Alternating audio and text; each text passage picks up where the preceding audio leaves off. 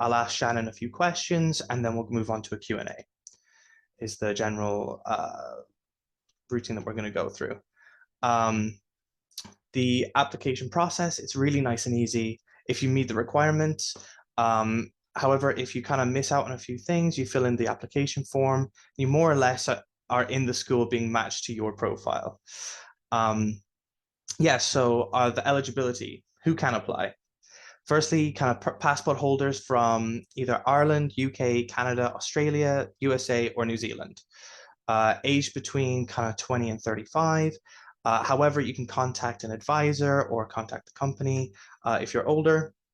You would need a TEFL qualification, an official hard copy, your bachelor's degree in a hard copy, and a clean criminal record with a police certificate required. Clean bill of health and physical mental health. You can either contact an advisor if you are taking medication or if you're kind of receiving ongoing treatment. Due to new labor laws, non-native speakers, that does include South Africans, need to provide a C1 in English to apply. However, there is no previous experience required for this internship. Some timeline details. Applications are open now and will close until about the 10th of October. This is because it takes about 3 months to get all the paperwork in order and everything legalized. So it's a nice kind of clean travel. So for our January intake, you would arrive in Hanoi on the 13th of January, 2024 for your orientation, and then you'd actually officially start teaching on Monday, the 22nd of January. The program details, so you would get a monthly salary of about $1,000. Then on completion of your contract, you'd receive an extra $500. You also get the 120-hour TEFL certificate.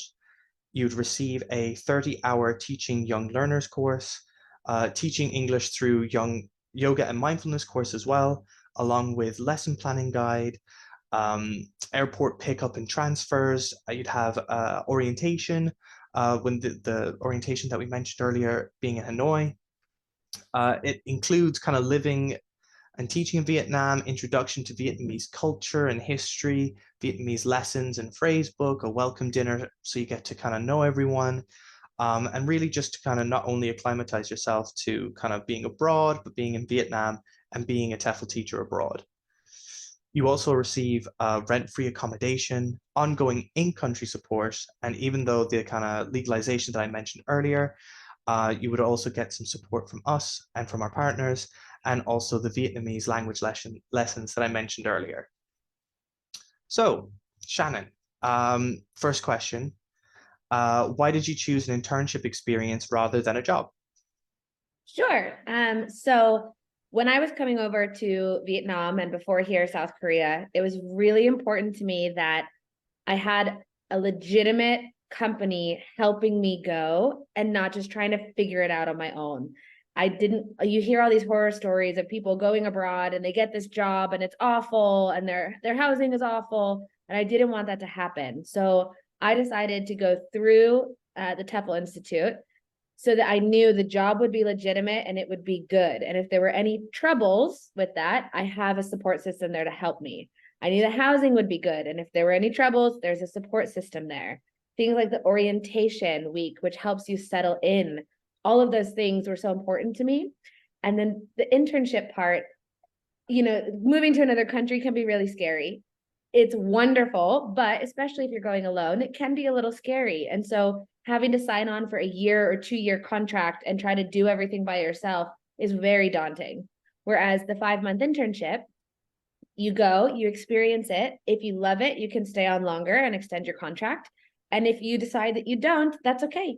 You're done, you're finished, and you have support to help move on to whatever you want to do next, whether you want to try a new country or teach online or go back home. You have your TEFL for life, and the TEFL Institute will help support you through all of that. So that's kind of why I chose to go this route versus just finding a job myself.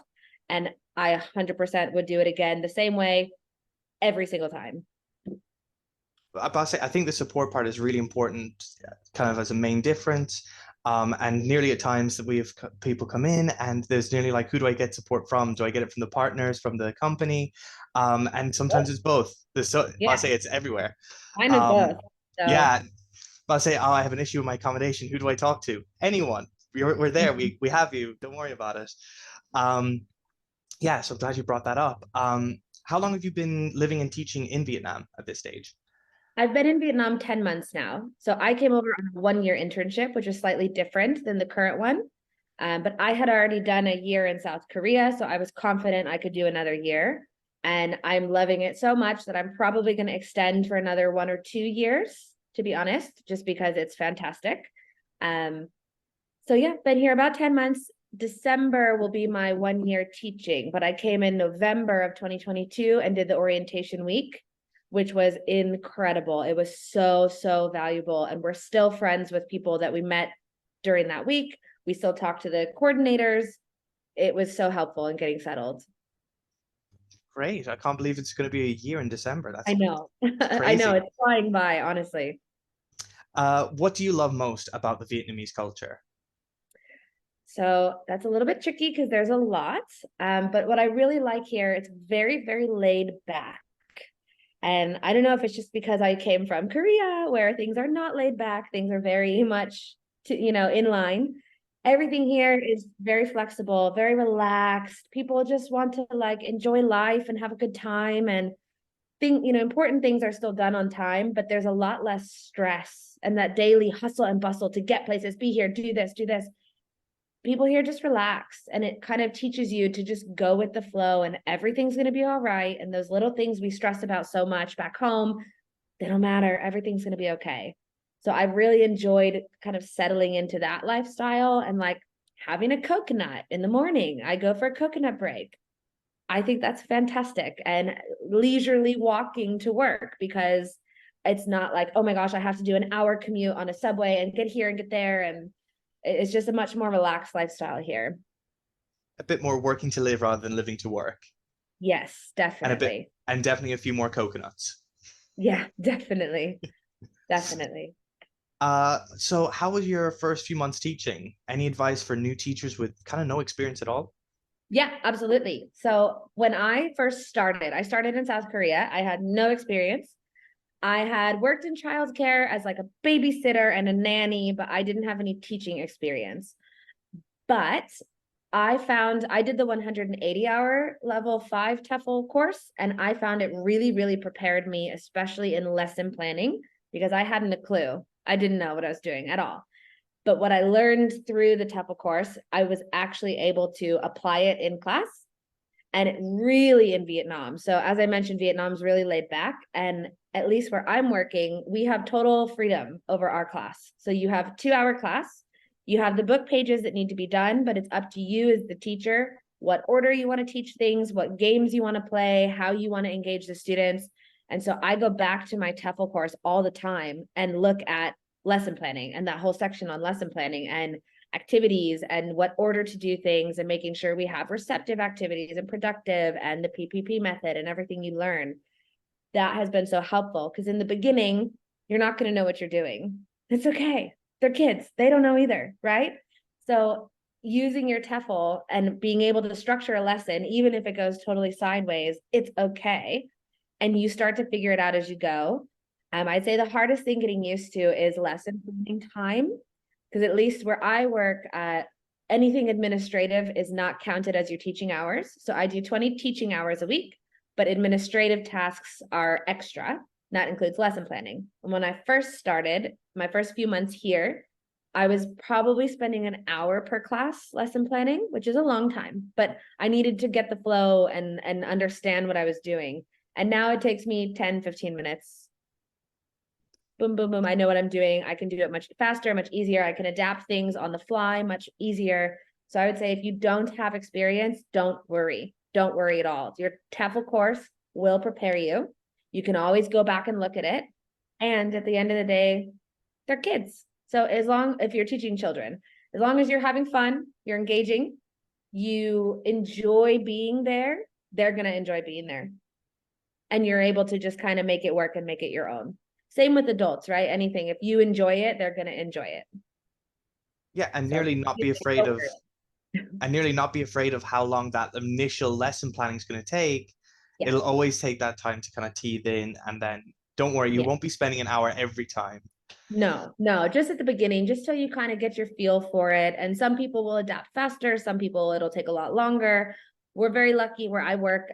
They have lesson plans for us, but I find that a lot of the activities wouldn't really work with my class. So I adapt and I make it my own. But there are lesson plans ready to go. They're really supportive. They have PowerPoints ready. If you wanted to use those, you can as well. Obviously, each place you work will be slightly different, but there's a ton of support. Everyone that I know that works in Vietnam has a ton of support at their job to help with all of that. Perfect. Oh, and what do you enjoy most about teaching English? Yeah. Well, for me, it's twofold. One, working with kids, because I teach mostly young learners.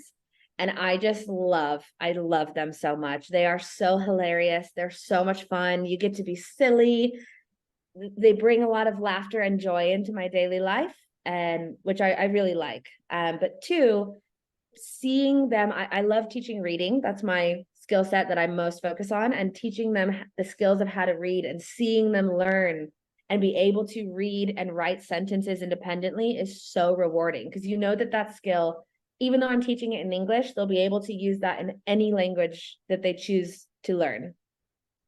So it's that knowing that you're helping them build skills to help their life, or they talk to you about wanting to travel one day and you're giving them the skills to be able to go to school in America or go to the UK or go to Australia to visit their cousin. They're able to communicate because of what they're learning in your class.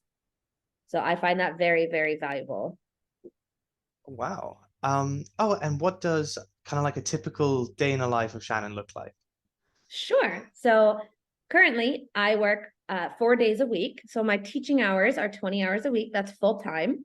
And I work Wednesday, Friday, Saturday, Sunday. So my Wednesday and Friday, I teach from 5 p.m. to 9 p.m. Then Saturday and Sunday are a bit longer. They are 7 a.m. to noon and then 4 p.m. to 7 p.m. But I'm pretty much at the center from 7 to 7 because I stay in lesson plan in that bit in the middle. But on a work day, I wake up around 8:30, should be earlier. It's not 8:30. And I go to the gym, which is empty because everybody else is at work. So it's great. If I need to run any errands, like go to the supermarket or wherever, it's empty because everybody's at work. So I get nice in there really quickly. I'll go to the gym, I'll come home. Sometimes I lesson plan the day of because I didn't plan properly. So I'll sit on the couch and I'll lesson plan a little bit, kind of relax, maybe clean, go meet a friend for coffee, go for lunch. And then I get to my center about an hour early before my shift so that I can print everything out, get all my toys, slowly relax into work. That's just my personal preference. We are supposed to be there 15 minutes before, but I like to just relax. Then I teach 2 classes. So I teach from 5 to 7 and then a 10-minute break, 7:10 to 8:40. Come home, order dinner, relax for the evening. If you wanted to go out and explore, you can because you don't work until 5 o'clock. So you have your whole day. If you want to sleep in, you can. If you don't, you want to have a productive day, you can. And then the weekends are a bit more intense, but it's only 2 intense days a week instead of 5. So I'm okay with it. Yeah, but I'll say you got to pick your battles, and I'll say that sounds like a delightful day. Yeah, exactly. But I'll say, do you get kind of any chance to kind of explore or sightsee or anything like that when you're in Vietnam? Yeah. So I'm here with my husband. He's also teaching, and we both have Mondays off. So Monday is our travel day. And we live in Ho Chi Minh City. So there's a ton of stuff to do around here. So every Monday we'll go explore a different district, or we'll go temple hopping, or we'll do a food tour, we'll do something travel-y. We have traveled just a little bit within Vietnam, actually just up to Hoi An and Da Nang over Tet. We've done more international travel, actually, which is really surprising because we thought we would travel through Vietnam more. But Vietnam is such an easy travel hub. So we've been to Thailand and Malaysia already, and we're hopefully going to Cambodia this month or next, and Laos as well, because everything is like a 2-hour flight from Vietnam. So it's so easy to just go for a few days, go here for a few days. And we've had a lot of friends actually come visit us, which has been really nice because Vietnam's super hot right now and everybody's taking their honeymoon here. So we've had 2 different people on honeymoons come visit us. And then another friend flew over from Korea because it's super easy. So we haven't traveled through Vietnam that much just yet, but we plan to. We've kind of focused more on bigger international trips. Because one great perk too, I don't know how, depending on where you work, obviously each job is different, but we get 20 vacation days, 20 holiday days, something like that. I think 18 or 20 paid holiday annual leave, which means we get to go travel, which is fantastic. So we're trying to use them up. But within Vietnam, like, because Vietnam is actually huge. People think it's quite small. It is super long. So to go from Ho Chi Minh City to Hanoi takes 2.5 or 3 days on a train. So we took a Wow. train to Hanoi, or no, not sorry, to Hoi An, which is in the middle. And that was 20 hours on a sleeper train. And that's only to the middle. So traveling, if you fly, obviously it's faster, but we like the more authentic experience of taking the train. You get to see the countryside. But it does take a bit longer, which is why we haven't traveled as much within Vietnam. Don't worry, you're staying on for another year. You'll have Yeah, plenty of we have time. loads of Plenty of time, time. exactly. Yeah, and finally, what do you love most about living in Vietnam? Any tips for people kind of living abroad for the first time? Yeah, I think it's, there's always something new and exciting to see, to go see, to taste, new people to meet, new religions to experience, like, there's always new experiences. And just as you start to think, oh, I've kind of got this country figured out, you go over here and it's totally different than what you thought, or you meet someone who surprises you and is really, really kind out of nowhere. And you're like, oh my gosh, this is still different. And it's just that constant like adventure. You're constantly on an adventure. And even the daily life, like I was saying, my daily life includes a coconut now. That's crazy to me. Even I'm from California and we don't have coconuts, and Ireland definitely doesn't have coconuts. So things like that you get to just adventure through. And people here have been absolutely lovely. I cannot express enough how friendly people are and how good the level of English is. So when I lived in Korea, I had to learn Korean because I couldn't communicate at restaurants or taxis or a lot of places. People didn't speak English, or if they did, they didn't want to speak English. So it was up to me to learn Korean if I wanted to get around. But in Vietnam, everybody speaks English. It's Oh, it's wow. almost bizarre because you're like, we're out in the middle of nowhere. How do you guys know English? And if they don't, people are so friendly and helpful and willing to mime and work it out with you to get what you need. And like people have just been so extremely friendly here to a level I guess I wasn't expecting people to be so friendly towards foreigners, and they just really, really are. And it's wonderful. And it's just really lovely. It sounds delightful. It's great to know that, like Vietnam, even though you may not speak Vietnamese, that's not necessarily a barrier for getting around. You No, can still zero. communicate with everyone, maybe a little bit more patience with, than others, but you're actually able to communicate with everyone. Yeah. Obviously, learning the language is a massive plus and it will help you. And like I order my coffees or a little bit of my food in Vietnamese, but it is not a barrier at all for life here. So I wouldn't worry at all if you're thinking, I don't know Vietnamese, and you don't need it for teaching at all because it's full immersion in English. So you're warned against speaking Vietnamese. So even if you do know it, you don't use it in the classroom. And in your daily life, if you choose to learn it, that's excellent, but it's not necessary, if that Yeah. makes sense. Yeah, well, thank you so much for answering our questions. We both say we're gonna have a small Q&A afterwards, so we may call upon you again. Of course, Um, happy to chat. and we were gonna have Lawrence, who was on our 5-month program with us today, but unfortunately he couldn't make it. So we're gonna be sending you guys an email after this. Um, and it will also include a kind of VIP coupon code for joining, which is super awesome, which I'll go through in a second. But we'll also get a link to his amazing little video that he made for us. So you're able to see his experience for his 5-month Vietnam internship program. So what we're doing for everyone who's joined is that we have a kind of VIP discount code. If you use 150 Vietnam, you'll get 150 euro, US dollars, pounds, and 3,000 rand off the payment. So I think at the moment it's 799 euro. With the code, it'll be 649. And yeah, so I'll say if you don't have to write it down just now, it'll be in the email once we finish with the webinar. So just a kind of small summary. Applications are open now up until the 10th of October. So we have enough time to process documents. Once you apply, fill in the application form. Within 2 or 3 working days, we'll send it out to our partners who can process it. You'll need to provide a photo and short video introducing yourself, and there's no interview after that. Once you're accepted, you can start preparing for your documents. What's great about this placement, once again, that was previously mentioned, is that it's only 5 months. Not very often do you have to be able to test the waters to see if you like an experience or not. And with this program, you actually do have the opportunity of signing a contract afterwards as well, if you'd like to stay there, which is really amazing.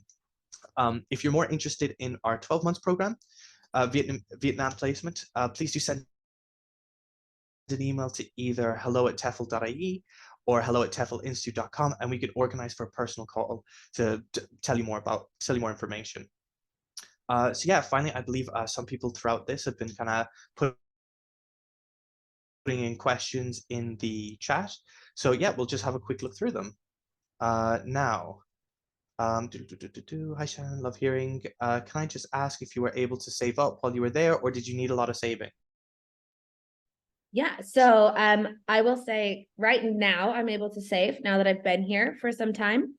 At the start, you do need savings, 100%, because you won't be paid until your first month of working, right? So you work a month and then you're paid.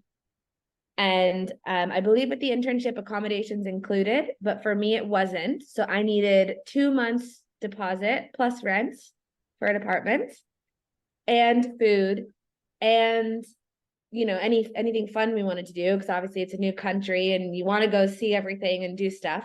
So you definitely need savings. TEFL was able to help me and tell me exactly what I needed to be on budget and make sure I was okay. So they'll help you with all of that, but you will need a little bit of savings to go. But once you start working, the salary is very nice for the quality of living. Like Vietnam is extremely affordable, really, really affordable, especially if you're eating local food. So if I go and I eat local Vietnamese food, it's usually between $1 and $2 a meal, versus if I eat Western food, it's closer to like $7 or $8 a meal, which is still really good. Like today we ordered a ton of sushi and it cost us $10, 10 euro for a ton of sushi, which you can't get that in Ireland. Like, so it's still very affordable. Your transportation is dirt cheap.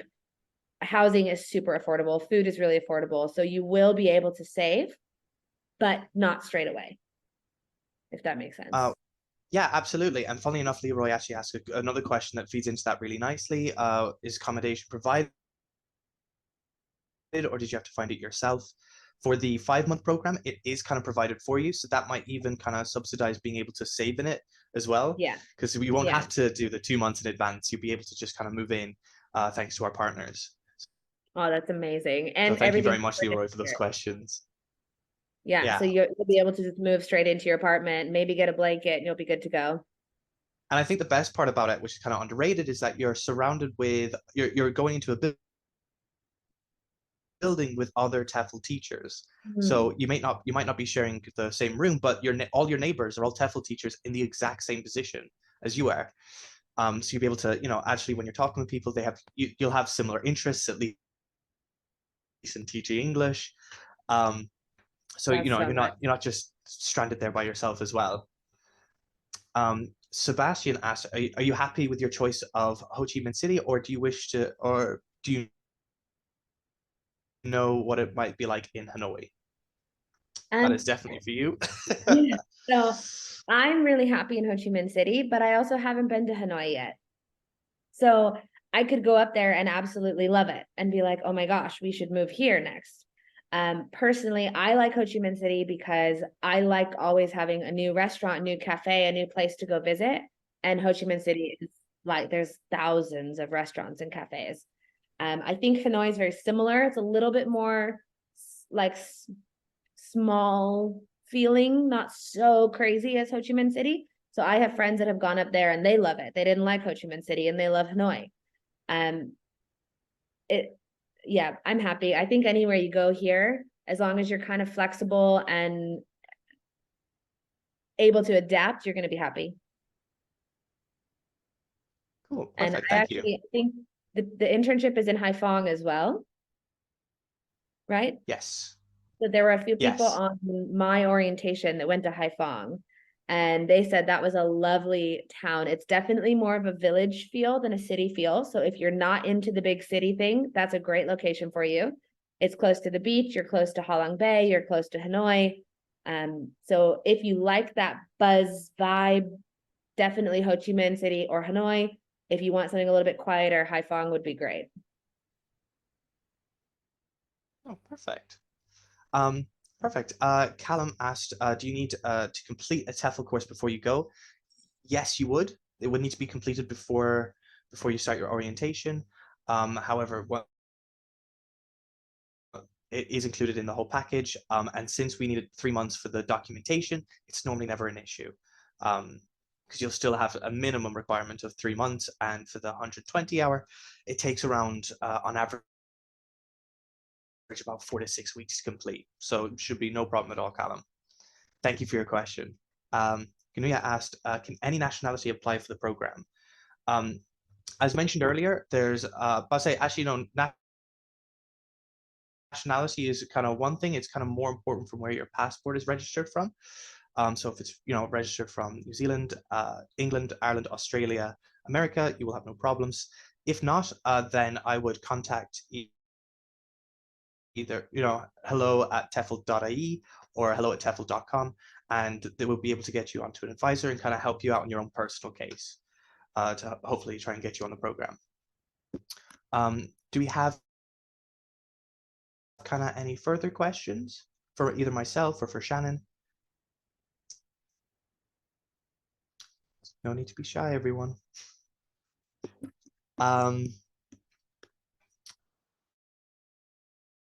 I've heard that you need flights both in and then back out of the country. Is that true? You would supply your own flights. The flights aren't included in the sale in the price. So absolutely.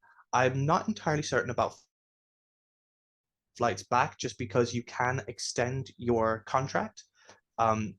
So Sebastian, if you actually email us at kind of hello@tefl.ie or hello@tefl.com, we'll be able to kind of help you out. Oh, is it more common to have daytime hours or evening hours like Shannon? From I'll say, I believe Shannon's the perfect person to answer this question. Sure. So it totally depends where you work. So if you're in a private language center like I am, it's evenings and weekends. If you're at a public school, it's daytime, like 7 to 4, 8 to 4, that kind of time frame. And if you're at a university, then it could be either. I have friends that teach from 6 to 9 a.m. I have friends that teach from 9 to 12, and I have friends that teach in the evenings. So it just totally depends where you work. But whatever schedule you like best, you can let them know your preferences and they'll try to put you in that type of work environment. Perfect. Thank you. Yeah, that's perfect. Thank you so much, David, for your question. Teacher Ray Education says they have a question. What is it? Many native teachers are getting hired blindly in Vietnam to teach science and math by local organizations. By local, but actually science and arts are both different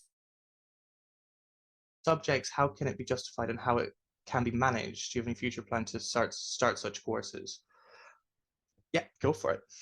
So if I can just provide insight, the science and math classes, you need to have a master's in those subjects to teach, and they're usually at international schools, which is very different to any kind of English language teaching like we're doing here. So I wouldn't worry about that too much. They're not just taking someone who thinks that they're an English teacher and putting them in a math role. There are math and science classes if that's your specialty. Absolutely, that's available, but they're not really mixed. That's a very specialty thing that you have to go to the correct organization with the correct qualifications to get that job, if that makes sense, which would be not really in the scope of TEFL. Perfect. Thank you so much, Shannon, for answering that.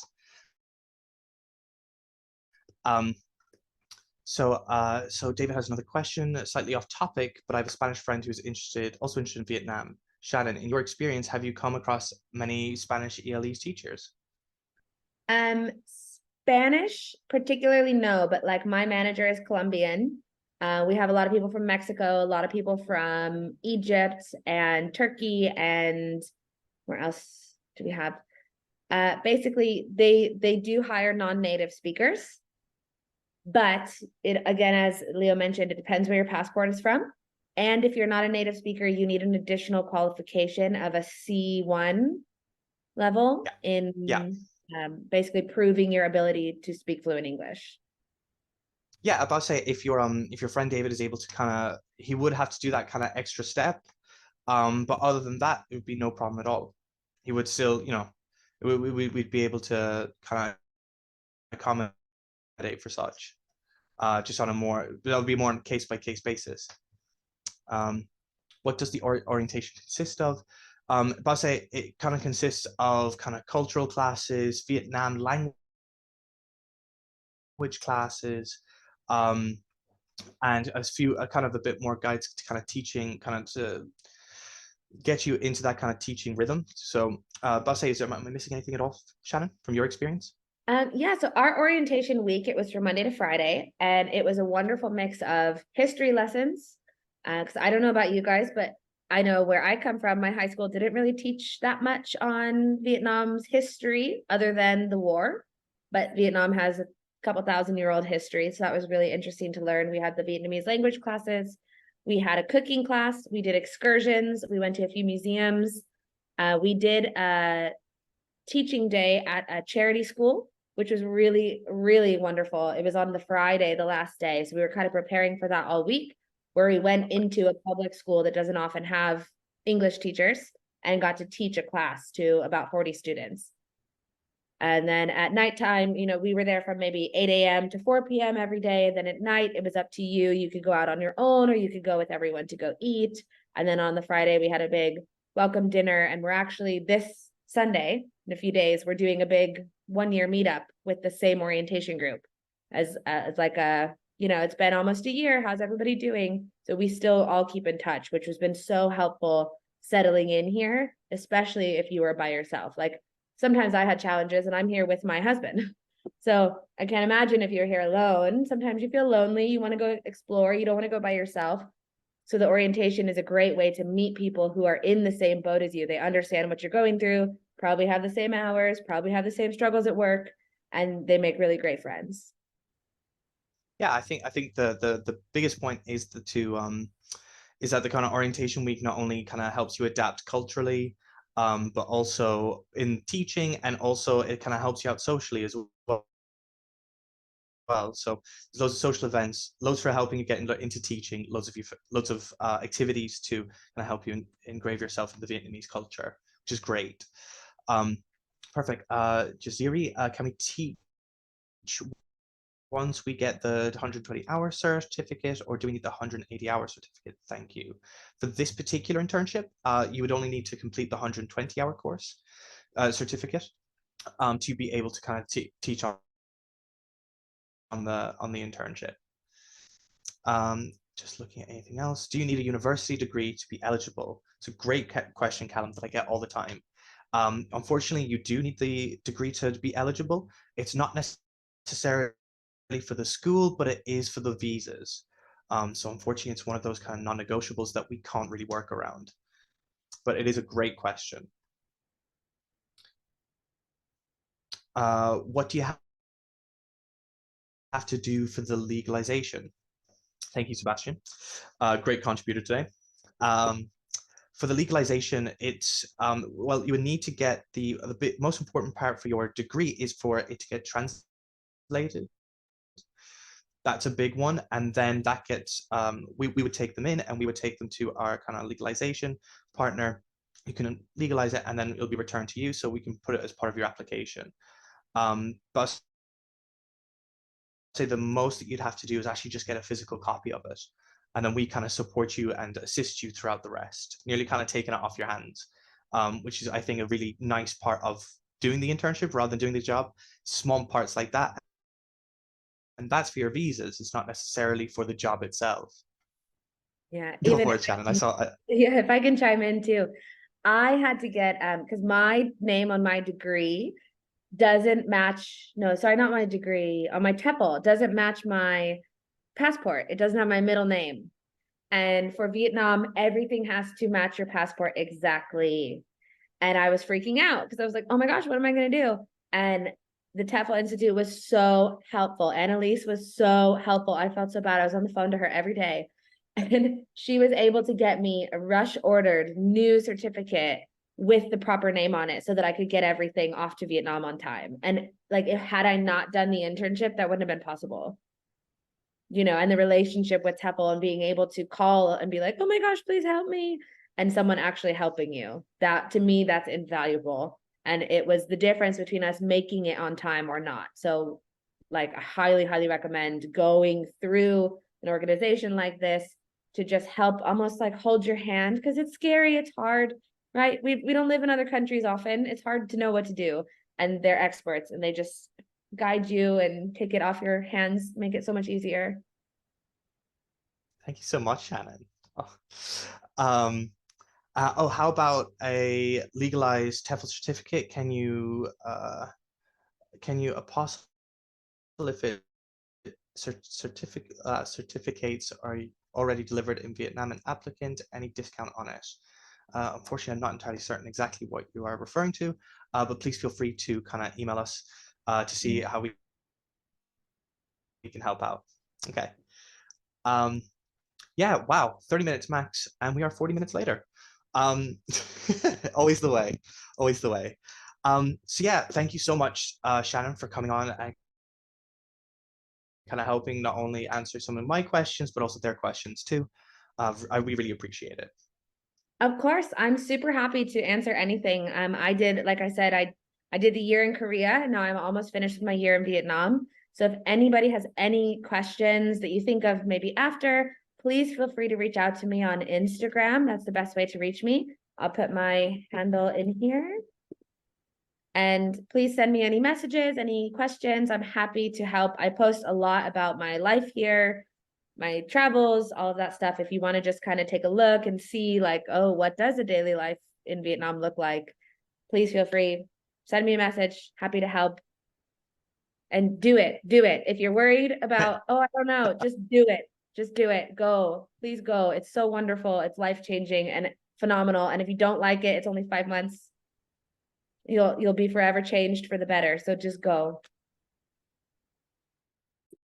Well, I don't think I can top that ending. So yeah, thank you so much for joining everyone. And do remember, we're going to be sending out kind of a small email for not only that code, but also for Lawrence as well, who, just like Shannon, has included his Instagram handle if you have any questions for him too. So yeah, thank you so much, everyone, for joining our webinar today. We really appreciate it, and all the questions too. All right, bye, everyone. Right. Bye. I'll ask